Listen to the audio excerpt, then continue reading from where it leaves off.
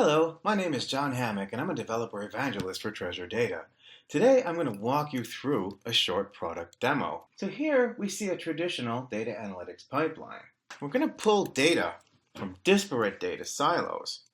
Now there's a time-consuming integration to disparate and incompatible data stores from these silos. And there's a complex and inflexible ETL pipeline to be dealt with. Finally, we get our data into the end user system. At Treasure Data, we can route analytics events from any number of data sources to any number of data destinations that you choose. Our platform supports more than 50 such integrations so that you can pull and query data analytics from just about anywhere, easily. We're adding new integrations all the time. Ask us if there's a data source or destination you'd like us to support. So let's look at a scenario. In this demo that we're about to do, we'll demonstrate loading events via the web using our JavaScript SDK, as well as our bulk loader. Next, we'll query our events in Treasure Data and export them to Tableau server, where we'll run a simple visualization. So with that, how about a demo? So what we're going to do in this demo is we're going to launch Apache, we're going to run a web application, we're going to send events to Treasure Data. Next, we'll show you how to ingest events to Treasure Data using bulk data ingestion in Fluentd. Finally, I'll show you how queries work. And last but not least, I'll show you how results can be exported and viewed in Tableau for visualization. So to start, let's look at Treasure Data Console. Here we have the console, and I'm showing you a few different databases for events that I've already collected. It doesn't yet include our database for a product demo. What I have going in another window here is our actual web demo, and we've already started our Apache. So when I refresh the page, when I enter the user ID, when I do a login, a log out, a subscribe, or a cancel, I'm actually going to be sending some events and sending one event for each of these things to Treasure Data. Now what should happen is that when we're creating a new database in Treasure Data with a small amount of latency, it's going to be called Product Demo. We should be getting these events coming in actually pretty soon. So let's refresh and see if we have our product demo yet. Looks like we do. Great, and so far we've received one event. So this is going to take a little bit longer for some more events to come in, but we'll get those coming in. Right, so we've got one record so far. Looks like we've got two records now. Great, so let's do a little query. So we're going to select our database and do a very simple query on a product demo. It's going to be a Presto query, and it's going to be a very simple one. Incidentally, we can look at some of the other query engines available here. So Hive is going to be your choice for quick batch repeated queries, ones that are done over multiple MapReduce cycles. Presto, on the other hand, is going to be our distributed SQL query engine optimized for ad hoc analysis at interactive speed. So let's do a quick query on page views. We want to see who did what on our page, plus our event and timestamp as well. So let's do this. We've selected product demo. We're going to do select event user and time from page views. Let's run this query and see what we get.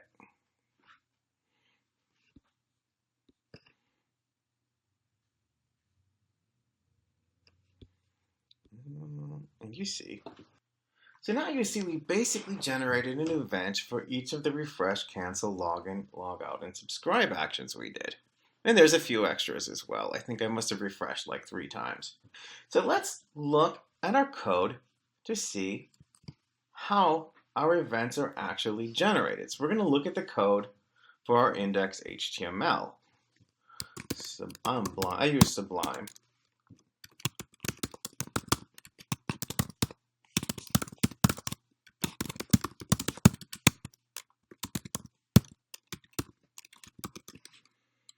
You'll see that we've created a new variable for Treasure Data. It's going to be called TD in our JavaScript code with our JavaScript SDK. we have our right key, and we have our product demo. And we're going to create a new database, or we have created actually a new database called page views. We're creating an event for refresh, cancel, login, subscribe, and log out as well here.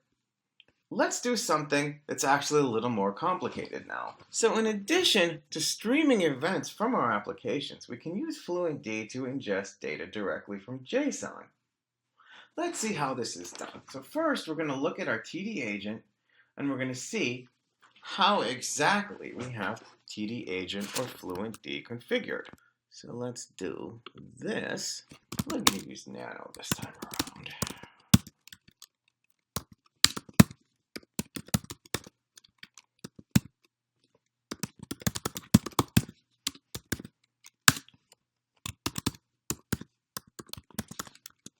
Right, so this is our configuration file for Fluentd. When we're using the JavaScript SDK, we're able to send our events directly from JavaScript to Treasure data. When we're using Fluentd in bulk import, we need to have Fluentd configured. So you see we have our API key configured. We're auto-creating a table. We're buffering to a file. We have a buffer path specified. And we're setting our flush interval to 5 seconds. This means that every 5 seconds, Fluentd or Treasure data, TD agent as it's called, will push the data out of our buffer into Treasure data. But where are we getting the data from, and how are we getting it there? If you look at the source section of our Fluentd configuration, we'll see that we're using the tail input plugin for Fluentd. We're looking for the format JSON, and we're going to create, in our product demo database, a table called log JSON files. This is a path to our JSON file. I've just got something here in downloads, basically. I'm setting the read from head to true, and this means that I'm always going to be reading from the beginning of my file based on what's in my position file. So we're going to have to create this position file. If my position file exists and has a position stored in it, it means I'll be reading from the end of the file. If it doesn't exist and we're creating our file from the first time, we read essentially from the beginning. So what's in this JSON file?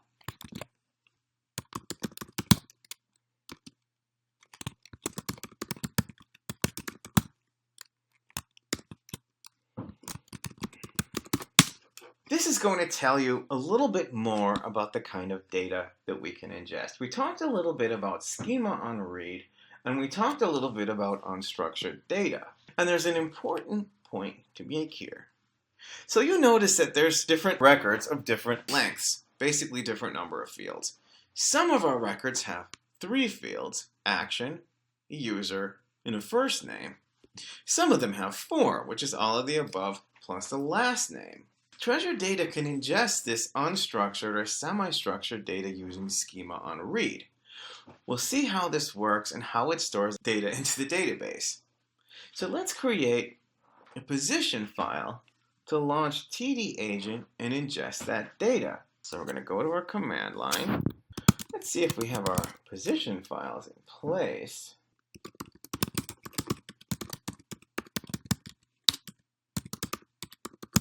So let's do a touch.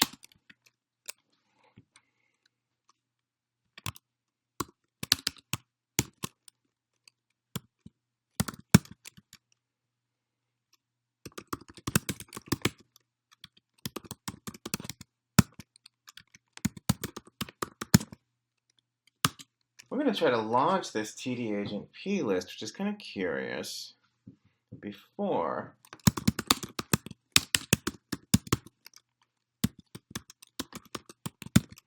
load. Let's try loading.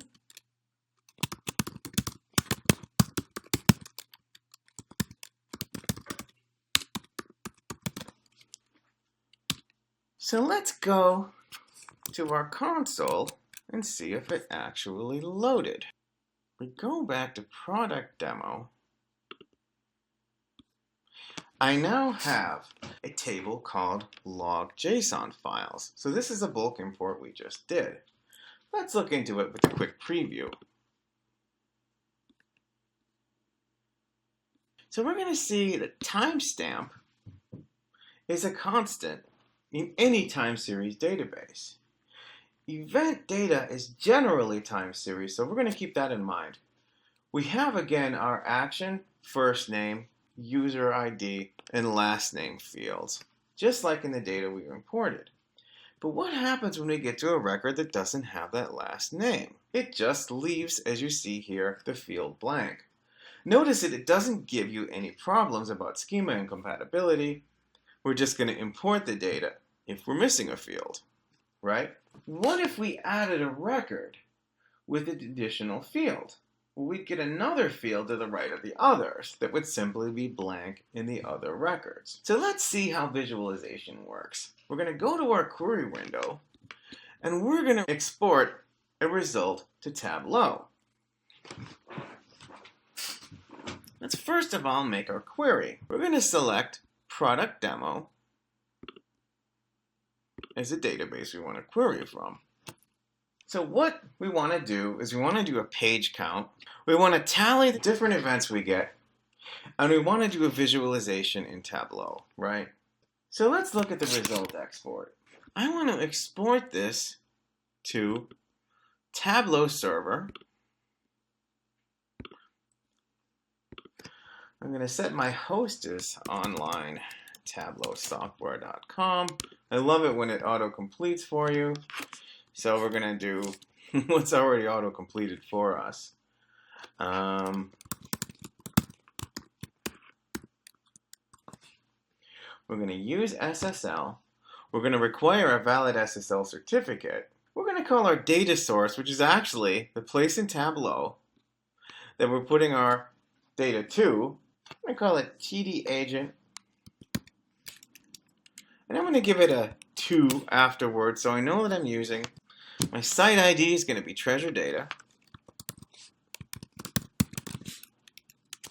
My server version is going to be online.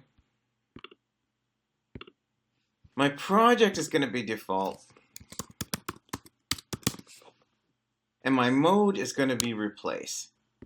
I have a possibility to do an append, which adds records to the end of the table, but I'm just simply going to replace them for the sake of the demo. So we've got this set up. Let's run it. It's running my Presto query right now.